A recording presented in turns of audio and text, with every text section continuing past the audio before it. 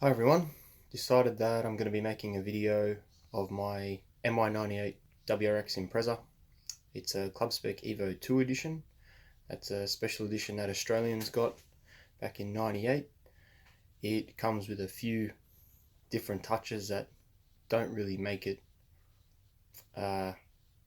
too limited edition, but they're little touches that I quite like.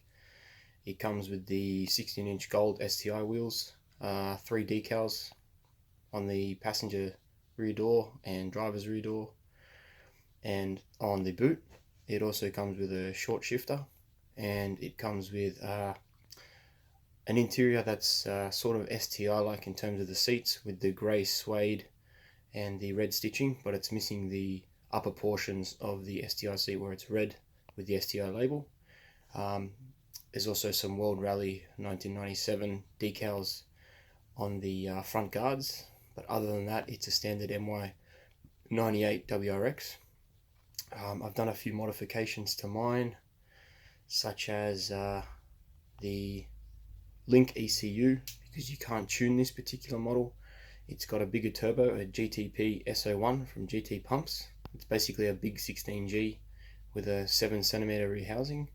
It's got upgraded injectors to version 4 STI 500cc versions. They're a little bit bigger, they've been flowed that bit extra and tested. It's also got a full AVO SIlicon Intake. It's got a Process West top mount intercooler. It's got a full Hitech exhaust system that came from the previous owner, so dump all the way back through. I've upgraded the calipers at the front to the 4 pots. They're from a JDM Forester, but they're the same as what you find on a lot of the WRXs. And I've done the front rotors and pads with the DBA T2 series rotor and a Project MU NS400 pad at the front. It's got braided lines all around from HEL. It has front and rear Swaybars from Superpro, including the heavy duty alloy links. It's got a Whiteline anti-lift kit. It's got a Ultra Racing triangle brace underneath, just where the H brace goes. H brace from Ultra Racing doesn't fit due to my dump, so I've got one of those as well, and an Ultra Racing strut brace. I think that's all the modifications that I've done so far, but I'll show you some other stuff that's going to be going into the car soon. So as I noted in the intro, a little bit of extra stuff's going to be going into the car. This here is an EJ207 motor. So you can see possibly there it says S2OC. So I've got this for a steel. It's got a spun bearing on cylinder 1. So this is going to be going in instead of the EJ20G that's in the car now with 295,000 kilometers. So it's original. The reason for going to this is because I needed to change the thrust on the crankshaft, because I'm building a 2.1 stroker. So far I've ordered the pistons, JE pistons, part number 31447. They're a 92.5 bore, 8.5 to 1 compression. Haven't received those yet, still coming from the States. I've got some Brian Crower rods with the ARP 65 plus rod bolts, and I've also got the EJ25 crankshaft. It's not the nitrated version. I didn't want to get that particular one, so the part code is that one there, 12200 AA370, and these are the rods. So that's the part number there. This is just a set of headers off a 90, I think a 99 GC8 that I was going to port, but I don't think I'll bother because I don't have the tools, and the price you add in to buy all that sort of stuff doesn't really make it worth it for me. So those are the plans at the moment. Undecided what path I'm going to take with the heads. Don't know whether I'm going to put some cams in there, maybe some 264s. I know that I want to get a mild port done and do some springs and maybe some bigger valves, so you might as well do the cams. But it's really money dependent. I'm trying to do this not on a budget, but at a pace that I can keep it in check, because it's sort of $10,000 to $12,000. Dropping that in one hit at a minimum is something that's difficult, but maybe over 6 months it's a bit easier to deal with. So over here is the old original intercooler that I had a Samco white pipe on. There's the old TDO4. I think that was starting to have some issues with the bearings because it was making a bit of noise. And this is the motor as it stands now. So Process West top mount with an intake temperature sensor. There's also one plumbed in at the rear there, just in case I want it, but that's down the track. GTP SO1 in the back there, the AVO SIlicon Intake, and the Ultra Racing strut brace. Other than that, engine bay is pretty standard. So this is some shots of the interior. So these are the seats that I was referring to. You can see they've got that similar STI pattern down low, but up here doesn't have the red. So that's one of the parts that made this limited edition. When I bought the car, it had an STI knob that was fairly worn, so I got a genuine shifter boot and shift knob from Japan parts in Japan. Cost me about $120 for both. But other than that, interior wise is all standard. The rear seats also have that same pattern. So considering how many Ks are on the car, I mentioned earlier 295,000, the bolsters are still pretty good. This is the car itself. It's a little bit dirty at the moment, I haven't washed it, but I'd rather have made the video before I got all hot and sweaty, because it's supposed to be about 30 degrees Celsius today. So these wheels aren't the original. They are the original spec, but not the original wheels. These are a Japanese import version. They say SEVs. It's a little tag for importing stuff from Japan, I believe.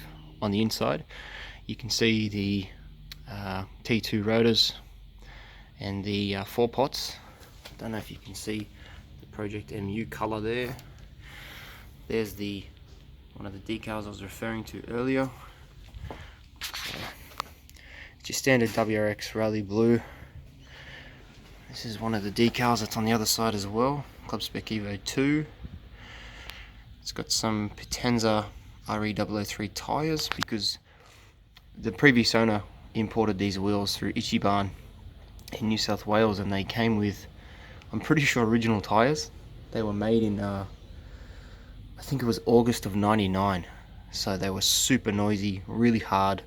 The car was terrible under brakes, so once I put these on, it made a big difference. It's got the small sliding calipers on the rear. I think they're the same as all the NA Imprezas for quite a while, nothing special. It's got an STI version 3 version 4 spoiler. Standard ones are very low rise. Decal on the rear, and then get some shots underneath. So there's the Hitech exhaust, Superpro Swaybar alloy links. Still got the standard 4-bolt diff, and that's one thing I forgot to mention, the heavy duty Whiteline mounts. This is the car from the front underneath. So that's the triangle brace I was referring to.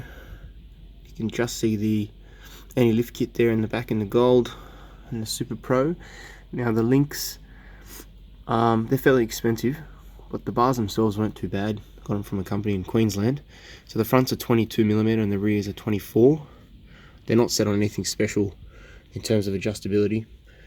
My mechanic, engine builder slash tuner said doesn't make a huge difference, he's noticed on the track, so I'll go with his judgment. Just a shot from the driver's side. Paint's in pretty good condition. The front has been resprayed. Not the best job.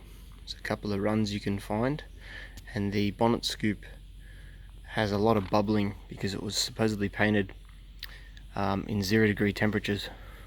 So I didn't get that done, the previous owner did. He did a fair bit of maintenance work on this car. changing a lot of the hoses, the clutch, timing belt. Did a lot of work on it, which really helped me out when I purchased the car. Didn't have to do any of that sort of stuff. Maintenance wise, all I've done is just the usual servicing, but dropped a considerable amount of money on the parts and the tune, probably more than I paid for the car so far. It's also the splitter there, Process West.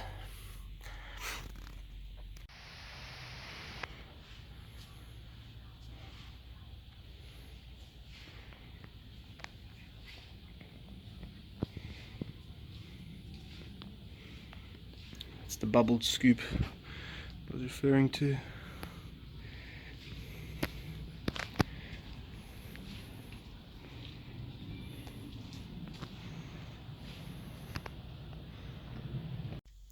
So I'm going to try and make more videos of this car as I go along the whole process of building the motor. It's going to be slow. As I said before, it's an expensive task, but at the moment it makes 175 kilowatts at the hubs. The tuner I use has one of the, I think it's a Dynapack that bolts on, or Dynajet, sorry, maybe. So I'm hoping that I can maybe bump that up to around the 220, 225 kilowatt marks, or 300 horsepower at the wheels. I think this turbo can do it. I'm not too sure. It's not very big, but that'll come with time. Building the motor in such a way that it can take more power. Maybe I can throw on a Blausch 1.5 ball bearing version, 7cm. That'll get me up to maybe 270, 280. But on the original gearbox that I've got, which is a 752 series 5-speed, which is the weaker casing, I highly doubt it's going to take the power that I'm going to get with this turbo built, let alone sort of 270, 280. And that's when you start talking about a 6-speed, which is another $5,000, which I don't really want to spend right now. I think I'd like to put a 5-speed from maybe a GD series in there with the 4.44 diff ratio, which I think would really help with the spread of power. The gear ratios on this is quite long, not super long, but you can at least get to 102nd, where my old MY98 2-liter STI you'd have to change to 3rd before you got near 100. So yeah, keep watching, keep posted on this. I'll keep you posted on what's happening, but watch this space over the coming few weeks. When I get more parts in, I'll try and make a video of maybe unboxing. If anyone wants to see me unboxing the rods to show you what they look like, or the crank, let me know. But yeah, it's the date today I think is the 10th of February 2018, and I want to have the car built for Subinats, which is sometime in August this year. So got a few months to get things ready. Hopefully it all goes together well, no issues with the heads, the original heads being cracked or anything like that, and then we'll go from there. Thanks.